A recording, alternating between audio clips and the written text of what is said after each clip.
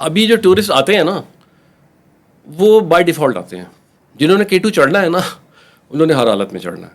آپ یہاں جنگ ہو رہی ہو یا کچھ بھی ہو وہ انہوں نے آنا ہی آنا ہے. ہمارے ساتھ المیہ یہ ہے کہ ہم انڈیپینڈنٹ بھی اس صورت میں ہوئے ہیں خوف کے. ابھی تک وہ خوف ختم نہیں ہو ہمارے ساتھ.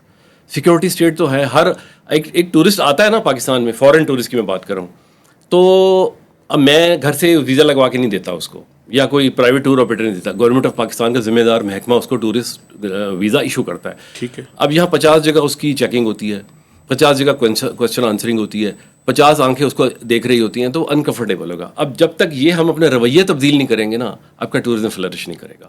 اور ٹورزم کو چینج کرنے کے لیے آپ کو ایجوکیٹڈ مائنڈس چاہیے, اور ٹورزم انڈسٹری کو پروموٹ کرنے کے لیے ٹورسٹ مائنڈ چاہیے, ٹورزم کے ایجوکیٹڈ مائنڈس.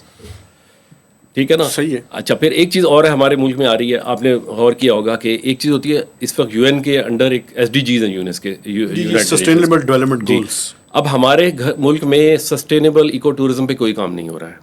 اس کی مثال آپ دیکھ لیں, عطاباد لیک دیکھ لیں, بڑے بڑے ہوٹلز بنا دیے ہیں. اب جب ہم سسٹینیبل ایکو ٹورزم کی بات کرتے ہیں تو بڑے بڑے یہ جو کنکریٹ اور آئرن اسٹرکچرز ہیں ان کو ڈسکریج کیا جاتا ہے.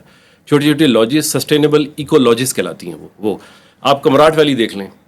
میں جب ارلی 80s میں فرسٹ ٹائم گیا تھا تو کچھ اتنا گھنا جنگل تھا, اب جاؤ تو کچھ بھی نہیں ہے. اب دیکھیں لگژری ہوٹلس کی ہمیں ضرورت نہیں ہے. میں ایگزامپل دیتا ہوں, جو کمفرٹ آپ کو گھر میں ملتی ہے نا وہ کسی ہوٹل میں نہیں مل سکتی. تو آپ صاف ستھرے کمفرٹیبل ہوٹل میں فیسلٹی دیں لیکن جنگلوں کو ڈسٹرائے